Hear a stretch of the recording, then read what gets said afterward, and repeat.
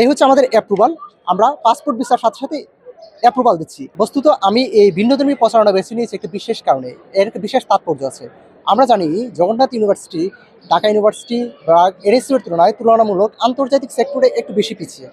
So সেই perspective থেকে আমি বোঝাতে চাচ্ছি, যদি আমরা যোগসুর মাধ্যমে বের হয়ে আসতে পারি, আমরা তাদেরকে তাদের চেয়েও ভালো কিছু করে দেখাতে পারবো। কারণ এখানকার স্টুডেন্টরা ক্যাপাবল অ্যাকমপ্লিশড ওই সেক্টরগুলোর জন্য, কিন্তু আমাদের প্রশাসন সেই সুযোগ সুবিধাটা আমাদের দিচ্ছে না। তাই ইমোজি হিসেবে আমরা নিয়ে আসছি এই আমাদের পাসপোর্ট, আমাদের ভিসা। এখানে আমরা একটি পাসপোর্ট দিচ্ছি এবং সাথে আমার ভিসা দিচ্ছি, যেটাকে আমরা ইস্তেহার বলতেছি। সো এই পাসপোর্ট ভিসার সাথে সাথে আমরা দিচ্ছি অ্যাপ্রুভাল। এই হচ্ছে আমাদের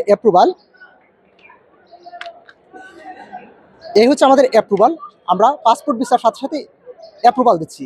এর মাধ্যমে আমরা বোঝাতে চাচ্ছি যে যোগসুর মাধ্যমে আমরা যদি বের হয়ে আসতে পারি, পাশ হতে পারি, তাহলে আমরা প্রমাণ করব যে জগন্নাথ বিশ্ববিদ্যালয়ের শিক্ষার্থীরা জাবি, ব্রাক, এনএসইউর চেয়েও ভালো, ক্যাপাবল, অ্যাকমপ্লিশড।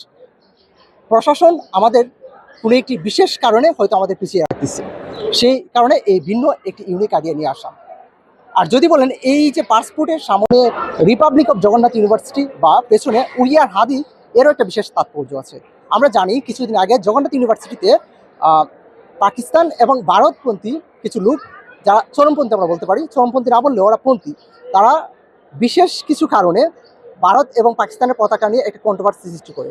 সেই পার্সপেক্টিভ থেকে আমার মনে হয়েছে আমাদের ক্ষেত্রে ভারত, পাকিস্তান, আমরা কোনো পন্থী না, আমরা বাংলাদেশি। আমাদের কাছে সবার আগে বাংলাদেশ। তাই হাদির দেয়া, আমরা হাদির দেখানোর প্রতি এগোতে চাই। সেই পার্সপেক্টিভে এখানে হাদির দেওয়া, উই আর হাদি। আর সামনের দিকে রিপাবলিক অফ জগন্নাথ ইউনিভার্সিটি দেওয়ার একটা বিশেষ অর্থ আছে। আমরা জানি জগন্নাথ ইউনিভার্সিটির প্রশাসন, তারা ঢাকা ইউনিভার্সিটি যদি শুতে যায়, তারা শুতে যায়। ঢাকা ইউনিভার্সিটি বন্ধ, তো জগন্নাথ ইউনিভার্সিটি বন্ধ।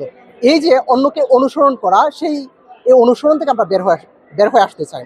আমাদের ধারণা, যদি আমরা যোগসুতে বের হয়ে আসতে পারি, এই যোগসু নির্বাচনের মাধ্যমে আমরা রিপাবলিক